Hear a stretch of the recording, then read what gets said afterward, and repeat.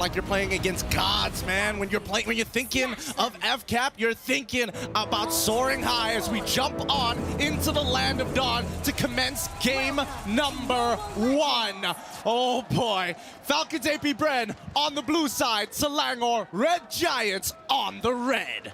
Straight off into the game we go here. For Selangor Red Giants, they've conquered the Sky Kings in the group stages. Now sitting on their throne, they challenge the gods of the game.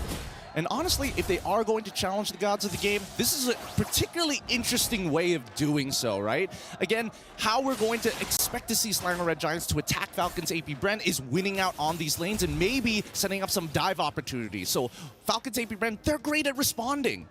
We were talking about earlier, right, in the drafts, about Selangor Red Giants towards the ending of the drafts. They really didn't have any prio, and that's why I think, even though it's greedy, the CC pick is great because it does give him the prio in lane up against Palpatating, and this is something you want to try to utilize. That's the reason Liquid Echo were able to beat them in the Grandfinals, having a winning lane, but Palpatating wants to change that, has the shadow kill, the Purify gets pulled out there, Cram gonna be solo kill up top, assassinated. Skies looking for a play, top of the blades with the Retribution down, he comes down, over to Palpatating, going for the blades, but Kyle takes him out with the shurikens. It's too fast, too quick. Falcons Apbren with the help of Ogwen to speed up Palpatating's farm. Hits that level 4 and an awkward timing, and honestly the most critical timing for the EXP laners. With that being said, Palpatating is going to get a free recall off of this, and Sky slowed down on his farm. Not exactly the most ideal, especially costing 2 kills. That's a lot of gold for Kyle so early on. Definitely not, man. The fact that Palpatating on a Hayabusa has 2 kills, a level lead already,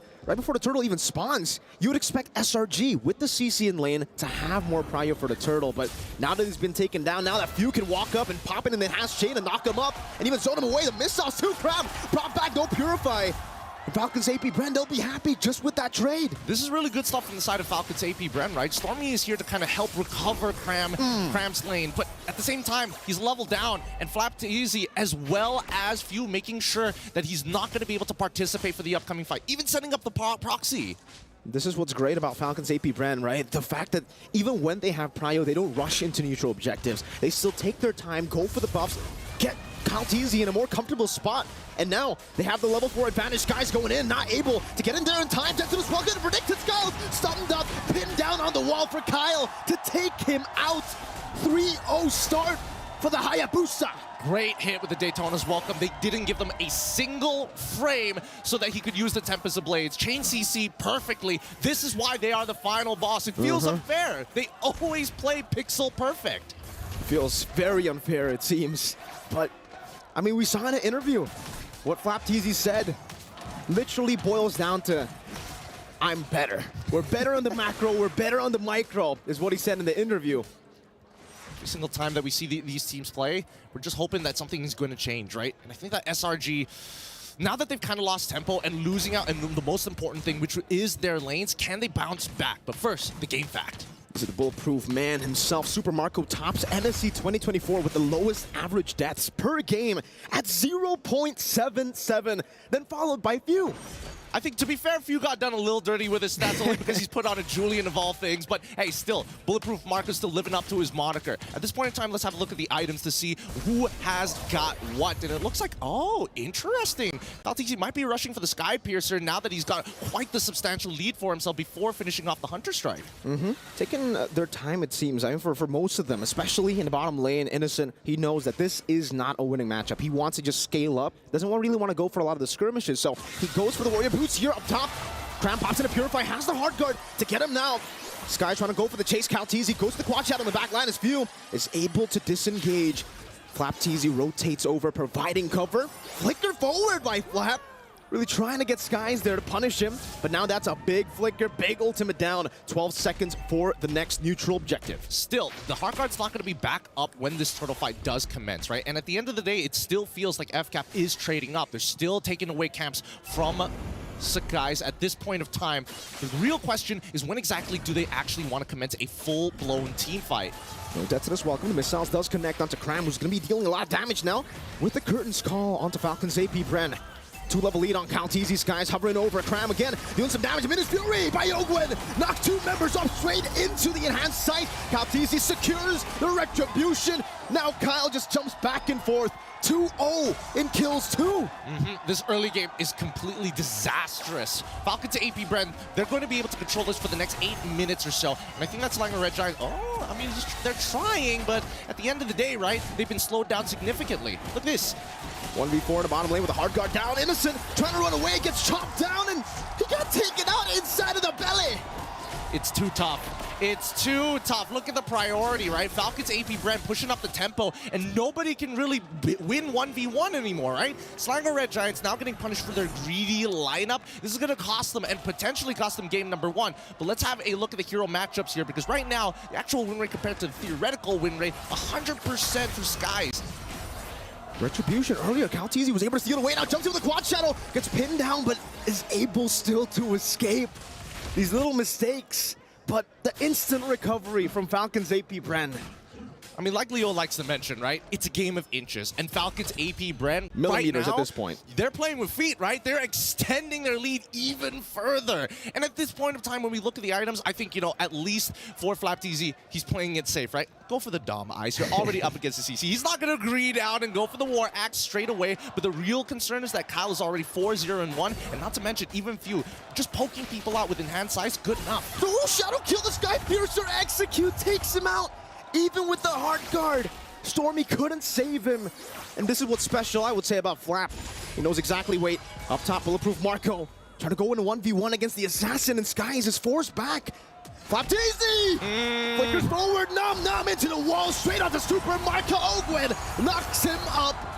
And he takes the kill with the small hammer he has. Oh man, Falcons Apbren making this look easy. What a lead that they've generated for themselves. Slinger Red Giants, they have to forfeit every single time Falcons Apbren takes space. You gotta give it away. There's no point fighting this early on, especially when you're 8-0 in total kill score. But not only that, look at that level lead. That's few. That's the mid lane, who's on an Assassin. He can't even, you know, clear these waves usually. But here in this matchup, he's been able to find so much prio, and that's why you see that damage. Golden Staff, at least for Innocent, we're seeing him get towards the item. Power Spike, Cram, gonna dash away, Yomes with the flicker forward, onward, and the Earth Shatter. But Miss Fury catches 4 on the board, knock up 2. Kyle shut down by Cram. Now on the chase, it's Flapteezy running away for his life. But Super Marco on the Lycan form, Yomes brought back to the team. Another Earth Shatter to knock them up for Innocent. To continue, the spear hits. You know, what am I doing here, right? What am I even doing here? A forfeit, you know, give up space. Yeah, I take it all back. Just play pixel perfect. Kill Calteezy while he still has his ult. Don't give him a frame to react. And they're on the board. The momentum slowly shifting, but if we take a look at the goal lead, Gideon, it's still massively in favor of Falcons Apbren, still flying across the skies, looking down at the Red Giants. I think at this point, when we're looking at SRG, their main winning factors is can they drag this out long enough so that people like Innocent, people like Sakai can actually catch up to get that critical mass. But unfortunately, it's going to be a little slow, so we're paying attention to Yums and his battle spells. Whenever he has it up, he is looking for an opportunity to lock down Calteezy like he did previously. It's all about Yums, so it almost seems like in games before the Grandfinals, every time he's on to Edith, every time he has a flicker, he'll use it. Just like that now, the kite back up against Flapteezy, who decided not to commit the dead ton is welcome. And we get to take a look at the items here again for the in-game equipment. Flapteezy, like you said, taking the utility route in this game. Dominance Ice straight into the Sky Guardian helmet. He knows exactly what this pick is meant to do. It's meant to frontline for Super Marco, for Kyle. And we're seeing that with the Quad Shadow and the Shadow Kill into the back line right now, doing a lot of damage. Cram needs the photo proc. Kyle's able to escape with the Quad Shadow, dodging away from the Earth Shatter that was well placed by Yums. This gives a lot of information, right? Calteezy, he's already so far ahead. As long as he doesn't die, that's totally okay, right? Yes, he did lose a couple of Sky Piercer stacks, but it doesn't mean that he isn't like level 13, 9 minutes into the game compared to Sky's full 3 levels ahead of the man. It's tough to argue, but at this point of time, we're just hoping and waiting to see whether the Heart Guard is going to get dropped. Again, these Quad Shadows by Kyle, using it just to poke, slowly but surely. They bit out the curtain call though. Cram, no ultimate. Wait, Calteezy on the Lord. Seems like they're trying to just sneak this one in. So long as Red Giants still focus on their own purple buff. And even then, it's forced out by Flapteezy. Retribution still there for them. Minus Fury into the Debtors. Welcome canceling out the Minus Fury there. And it's going to be the knock up to Cake Yumes down. Now into the back line. Comes to Blaze. Knocking Few up straight into Skies as Blaze. Falpatating going to be taken down. That's a double for Skies. Looking for a triple as he marches forward. Skies continues the onslaught. Kyle forces the shadow kill. Super Marco chases Innocent in the back line right now. It's Kyle. He's in a 1v3. No shadow kill, but he does have the quad shadow. Going back and forth. Super Marco goes in and finds the Lycan pounce. Skies looking for it. The spear catches him. Skies finds an unofficial maniac. Oh my goodness! How did it end up like this? Falcons Apbren, they lost sight of what exactly they were fighting for. They already had the objective that they wanted to. They wanted to extend their lead. They may have shown a bit of disrespect, but Slango Red Giants made it messy, kind of split them apart. Keep in mind, Falcons Apbren, they don't mind diving, but they still have to maintain that front to back. And if the damage lands on the correct targets, like Innocent, like Cram, who as of right now is catching up real fast with the Brute Force Breastplate. Now, after the early game, he's 1-3-6, but the same goal, if not more, than Flapteezy. That's some scary stuff right now. The scaling of SRG, the CC, the Ling, the Moskov.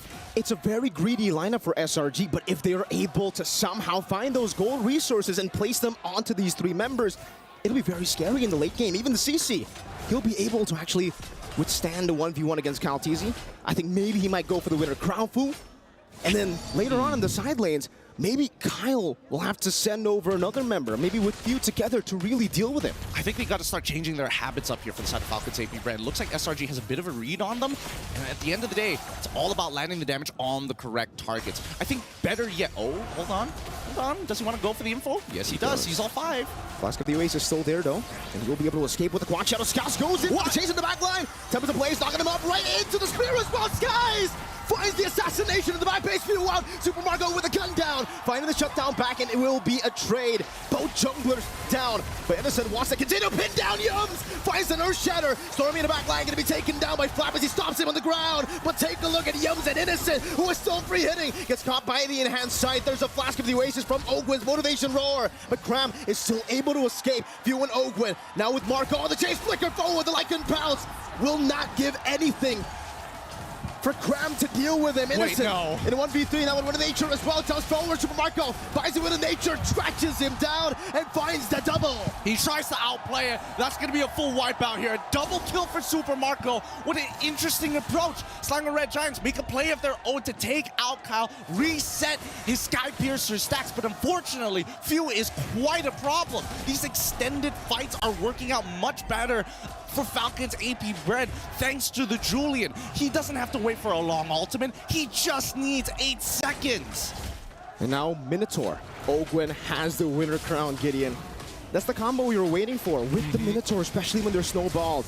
Yums, Earth Shatter R2, but the Minion's Fury knocks them up. Cram gets thrown away. The Spirit of Destruction into the back line. Yums try to survive now, even with the Shadow Kill. Skies no purple buff, still desperately going for it. Tempers of Blaze now on the Super Marco. Skies finds the shutdown. Now it's a Kyle. It's Skies who continues the fight. And now onto the Lord he goes. Cram in a 1v3, trying to deal some damage. Stormy tries to heal him from across the wall. Skies finds it. Now with the Finch poise over to Few. He continues the damage with the winner crown. Saves him for a bit. Few trying to chase him down. Skies still surviving. Cram with a cleanup, and Few will be taken down. Are you not entertained? Game number 1 from an abysmal early game. Somehow SRG are the ones who bounce back. Skies makes a play of a lifetime. And Ling, you can't count him out. You can never count them out. Skies in the mid lane now, trying to take the tier 2, and he will be able to do so. He started this game 0-3. He didn't have a purple buff in that team fight. He didn't, but he does now have 4 items. He's scaled up finally. And honestly, he has more farm than Kyle after having a 4-0 start. And they're cracking open the inhibitors. And I think that SRG, they got to call it quits at some point. Kyle with the damage, jumps onward forward. Earth Shadow Flicker combos, guys. Trying to capitalize on this, has the Tempers of Blaze, dodges away from the Minus Fury, catches Super Marco, but now gets chain CC'd. So able to survive for a bit, knocked down by Flapteezy, shut down by Flap. Stormy caught in the immobilization as Kyle finishes him off. And finally, Falcons Apbren they find the chance to slow it all down again. I think it doesn't matter, right? With more people dying at this point in time, we look at the waves and we can understand, unless... No, he wouldn't. What? Innocent? He tried to Spear of Destruction, doesn't get that few! Deletes him from the Lanadon, now it's a wipeout for Falcons, Apbren! Why overheat? Why overheat? They could have just reset off of this. The waves were in a position where they couldn't get punished, and now they're definitely going to be losing something off of this. Sky's coming back up in one, and Stormy in one as well. They could try 1v3 once more. No purple buff though. Again, same problem for him. Does seem like for Yums, he will be able to just pressure them away from that mid turret, but the base turret will be taken down already. Sky's barely dodging away, doesn't want to commit the Temper the Blaze just yet, buys the Rose Gold Meteor in time, and Falcons Apbren will be happy just with the 2 base turrets stick. I'm telling you, Mirko, this game is starting to look like a war of attrition now. It's like I trade 1 inhibitor, Falcons Apbren, we're gonna take 2, which begs the question, what is SRG's response? No purple buff once again from both of these assassins, and Kyle in particular, with that purple buff, is gonna be able to do a lot more in these tight situations. 30 more seconds as we look at the items, we're seeing that the biggest problem at this point of time is the fact that, hey, if we want to get into these fights, Ogun, you gotta have your flicker back up. And Yums, his is coming up in 16 seconds, but with a Holy Crystal on top of everything else from Few, that really begs the question, can Innocent truly outplay everybody without the help of the Heart Guard? A game of millimeters, a game of inches. SRG and Falcons Apbren. So far for both of these teams, they're still able to keep the far lane base turret intact. So they'll still have an advantage to play with, technically. I think Falcons Apbren with the mid lane constantly pushing in. Now this is a point where Yums onward in the Earth Shatter over to Flapteezy. Just with a little bit of poke from Innocent. No teams wanting to go for it, but my question is, Gideon, is this good for SRG? Do they want the mid lane to actually be pushing towards them so that Innocent, so that Cram, so that even Skies can keep farming up, getting those resources? I don't know. I think that SRG, they want to fight for this, right? I think they know that once the Lord starts crashing in towards their crystal, it's going to be really difficult to high ground defense. Keep in mind, Stormy is playing Angela. Now, Angela is not known to have the greatest wave clear. Oh. First Shadow Flicker combo, ulted onward, Flop finds the backline with the Detonas. Welcome now straight into Kyle Teasy. With a shadow kill, used up in the back line, able to back away. Skies chasing them over the Finch points, running him down now with the Temper of the Blades as well. Kyle able to dodge away from the knockup, but will not be able to dodge away from the rest of the Blades. Meanwhile, it's a knockup and a 2 straight into Cram, who's going ham with the yo-yos. And Skies somehow finds a way to escape, but the base was wide open. A clean backdoor coming in from Falcons Apbren. SRG